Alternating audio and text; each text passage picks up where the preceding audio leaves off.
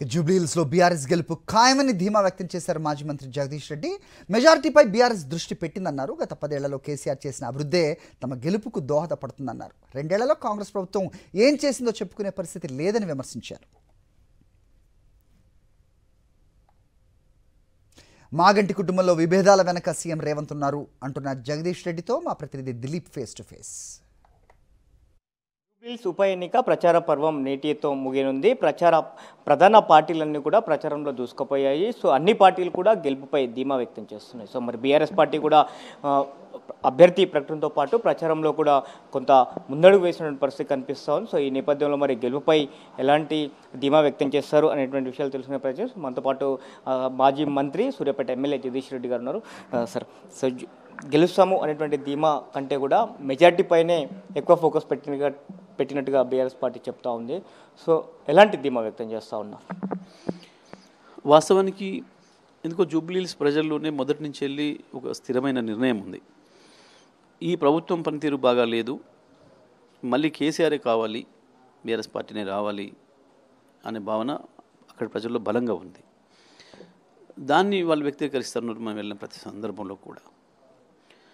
సరే, దానికి వ్యతిరేకంగా ముఖ్యమంత్రి గారు వాళ్ళ అభిప్రాయాన్ని మార్చడానికి ఎన్నో ప్రయత్నాలు చేసిన కాంగ్రెస్ పార్టీ చాలా రకాల ప్రయత్నాలు చేసింది. కానీ ప్రజలు స్థిరంగా ఉన్నారు. ఎట్టి పరిస్థితుల్లో కూడా టీఆర్ఎస్ని గెలిపించి తీరాలి, బీఆర్ఎస్ని గెలిపించి తీరాలి. ముఖ్యమంత్రి చేసిన దుర్మార్గాలు ఏదైతే ఉన్నాయో, ప్రజలకు సేవ చేయకపోగా, ప్రజలకు ఇచ్చిన హామీలు నెరవేర్చకపోగా ఉన్న వాటిని జడగొట్టిండు. కేసీఆర్ చేసిన వాటిని కూడా జడగొట్టిండు వచ్చిన అనేది బాగా ఉంది కోపం ప్రజలు. ఎప్పుడు కూడా మన గత ప్రవర్తనే మనం నమ్మిస్తుంది ప్రజల్ని. ఇప్పుడు ఎందుకు ప్రజలు కేసీఆర్ని గుర్తు చేసుకుంటున్నారు?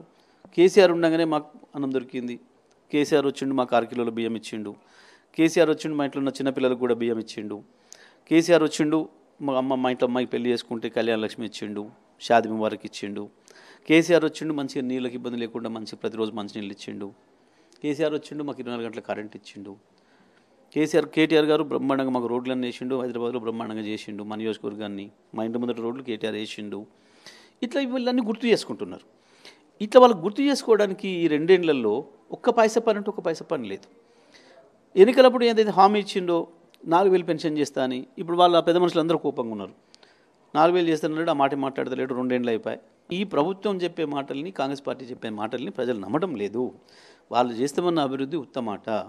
వీళ్ళు ఏమైనా ఎన్నికల ముందు వాదా చేస్తారు, ఎన్నికల తర్వాత డోకా చేస్తుంది కాంగ్రెస్ పార్టీ అనేది ప్రజలు మాట్లాడుకుంటారు. అక్కడ మాగంటి గోపీనాథ్ అకాల మరణంతో వచ్చినటువంటి ఉప ఎన్నికలో సో తన సతీమణి మాగంటి సునీత కుమార్ టికెట్ అనౌన్స్మెంట్ చేసినప్పుడు కూడా కొంత మాగంటి కుటుంబంలో కొన్ని భిన్నాభిప్రాయాలు వ్యక్తమవుతున్నాయి. సో తన మొదటి భార్య రావడము, సో ఇవాళ తన తల్లి కూడా మాగంటి గోపీనాథ్ తల్లి కూడా మీడియా ముందుకు వస్తున్నటువంటి నేపథ్యం కనిపిస్తూ ఉంది. సో ఇదంతా కూడా కొంత బీఆర్ఎస్ పార్టీకి నష్టం కలిగించే అవకాశం ఉండదంటారా? పైసా కూడా నష్టం కలిగించదు, ప్రజలు పట్టించుకోరు. ఎందుకంటే మనకు తెలిసి గోపి గారి భార్యగా మనం 20-30 సంవత్సరాలుగా రాజకీయాల్లోకి వచ్చిన కాంచి కూడా తన సునీత గారు కనబడుతున్నారు, వారి పిల్లలు వారితోనే ఉన్నారు.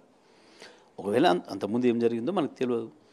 కనీసం చనిపోయినాడు వస్తారు భార్య, ఇంకో భార్య పిల్లలు ఉంటే సహజంగా మనకు తెలుసు ఎక్కడైనా హిందువులే కావచ్చు, వాళ్ళు ముస్లిమ్సే కావచ్చు, ఎవరైనా కావచ్చు, ఏ కులమైనా ఏ మతమైనా చనిపోయినాడు వస్తారు మిగతా కుటుంబ సభ్యులు. అంతకుముందు కలవని వాళ్ళు కూడా, ఒకవేళ అన్నదమ్ములు ఇతర రకాల పంచాయతీలతో దూరం అయిన వాళ్ళు, నిజంగా వైఫ్ అండ్ హస్బెండ్గా ఉండి కూడా ఏదైనా దూరంగా ఉన్న వాళ్ళు ఉంటే కూడా ఆ రోజు చనిపోయిన రోజు వస్తారు సహజంగా.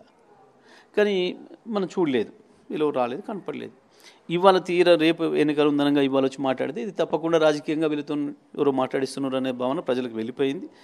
ఎవరో కాదు, స్పష్టంగా ముఖ్యమంత్రి రేవంత్ రెడ్డి ఇటువంటి చిల్లర ప్రయత్నాలు చేస్తున్నాడు.